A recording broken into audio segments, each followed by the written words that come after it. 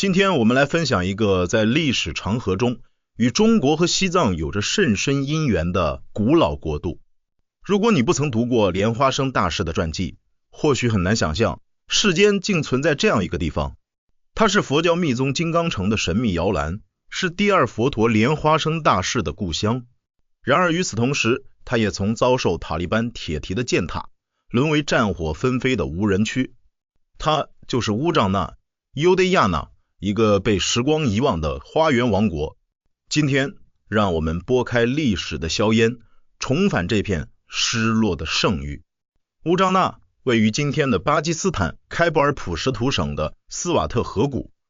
梵文中乌障那意为花园，其名称既指向自然环境的优美，更暗含密教术语中空中行处的象征意义，因而成为金刚城修行者眼中的殊胜之地。在佛教版图中，这里是一个极其特殊的存在。传说其王统源自释迦族后裔，这里不仅是佛陀受记之地，更是无数大成就者隐修的圣域。也正是在这里孕育了惊艳世界的犍陀罗艺术。更有趣的是，历史的角落里藏着一个流传甚广的说法。那位滞留西域40年的唐朝僧人是悟空，或许正是西游记中孙悟空的历史原型。而真正的西天极乐世界所指的可能正是这里。这种神圣与神秘的交织引来了无数探寻的目光。英国前首相温斯顿·丘吉尔曾在书中记录下这里的风云变幻，而1300多年前，大唐高僧玄奘也曾在这里留下最深情的凝视。第一章秘境，群山拥抱的东方瑞士。1300多年前，玄奘来到这里，他在《大唐西域记》中用8个字概括了初见乌障那的震撼：林树蓊郁，花果茂盛。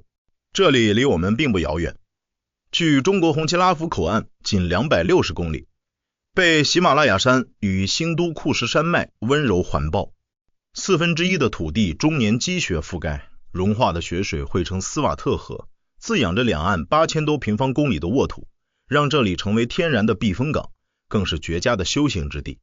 在密宗传统中，这里被视为空行母的天堂，仿佛一草一木都蕴藏着灵性。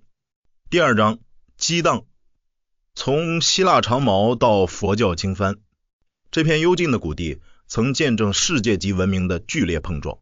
公元前327年，亚历山大大帝率领希腊铁骑踏破宁静，直到今天，斯瓦特地区的城市肌理中仍隐约保留着2000多年前的希腊印记。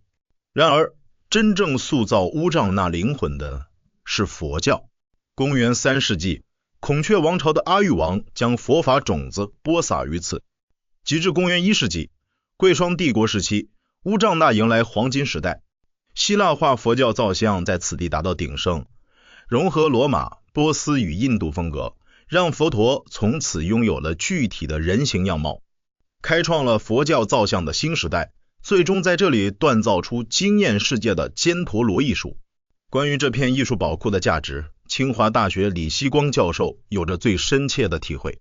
30多年来，他赴巴基斯坦不下20次，曾感叹当地佛教遗存极为丰富，一生都难以尽览，每次探访都有新的发现。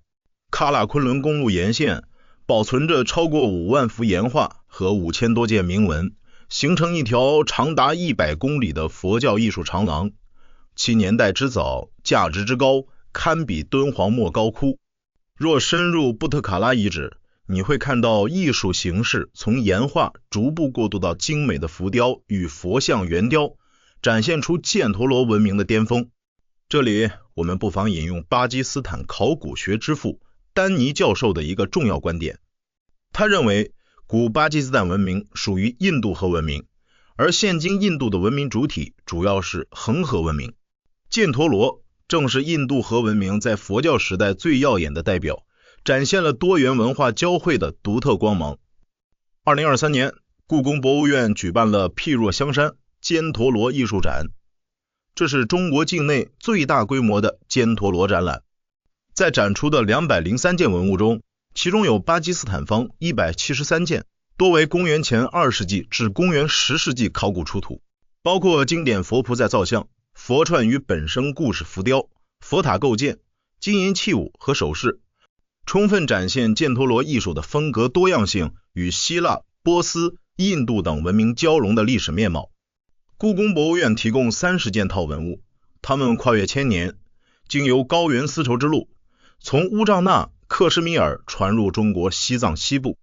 这种跨越山海的影响，直接塑造了西藏古格王国的金铜造像艺术。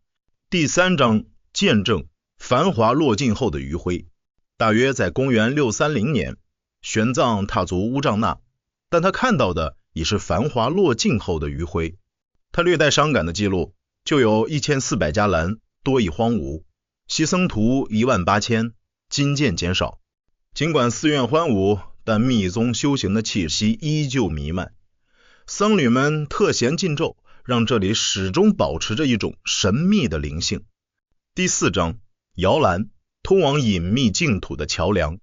乌障那最特殊的身份是金刚城的重要发祥地，藏传佛教的奠基者莲花生大士便诞生于此。公元8世纪，他从乌障那出发，前往西藏，建立了桑耶寺，将密法的火种播向雪域高原。可以说，乌障那是连接印度与西藏的桥梁。在藏文经典中，它被描绘为与香巴拉并列的隐秘净土。这里出土的斯瓦特造像有着浑圆的佛头和厚重的衣褶，那抹穿越千年的微笑，至今仍在诉说着宽容与悲悯。第5章重生，战火后的苹果花香。当我们从历史的幻梦中醒来，面对的却是残酷的现实。近代，这里曾是塔利班活动的核心区域。2007年至2009年间，战火席卷山谷，无数珍贵的文物化为灰烬，50万居民被迫逃离家园。